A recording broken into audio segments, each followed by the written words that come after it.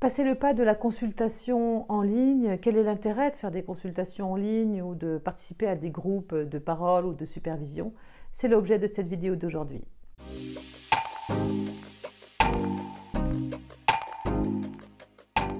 Bonjour à vous qui aimez les psys et qui ne le saviez pas. Aujourd'hui, une petite vidéo qui vient vous présenter l'intérêt de faire de la consultation en ligne ou donc justement de participer à des groupes de parole ou de la supervision en ligne.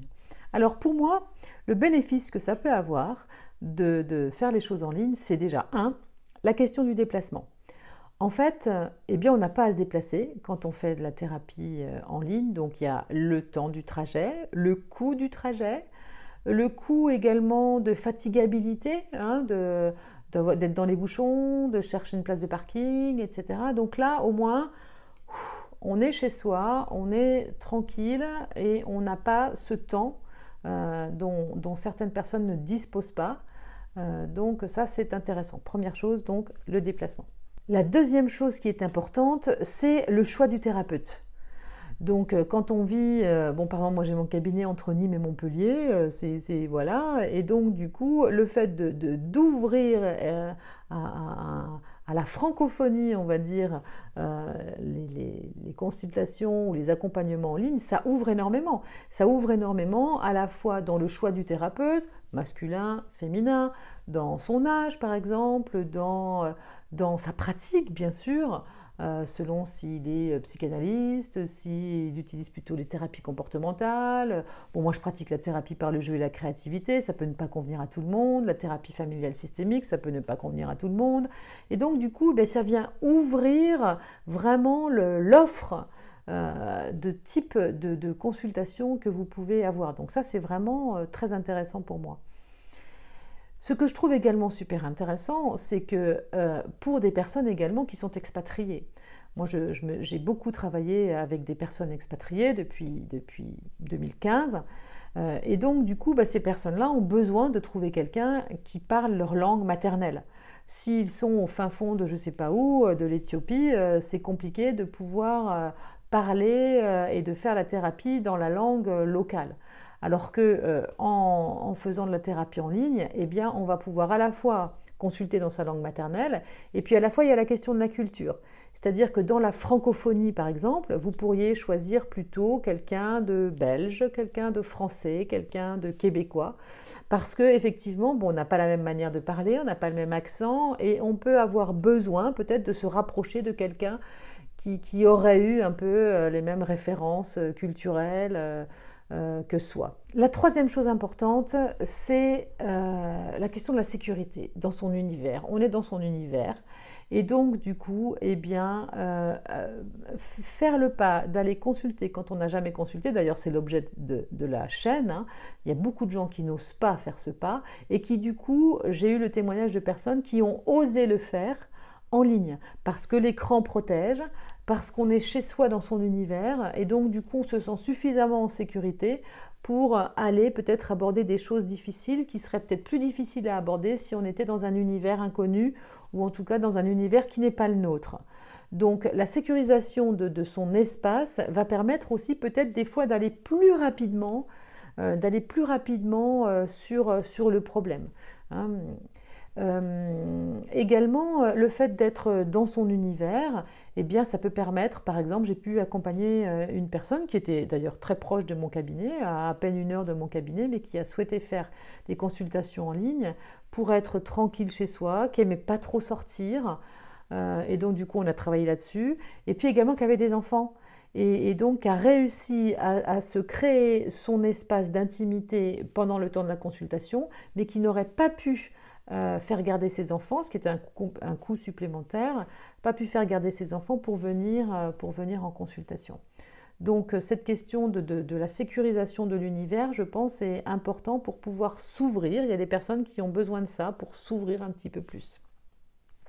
La quatrième chose importante, à mon avis, dans la question de l'accompagnement en ligne, c'est quand on fait de l'accompagnement en famille et que les différents membres de la famille n'habitent pas au même endroit, que ce soit d'ailleurs à 30 km comme à 4000 km, parce que ça m'est arrivé également de pouvoir suivre des gens qui étaient dans des pays étrangers et puis dans des villes différentes, et du coup on arrive quand même à rassembler les personnes, on le faisait par Zoom, à rassembler les personnes pour pouvoir faire une thérapie familiale.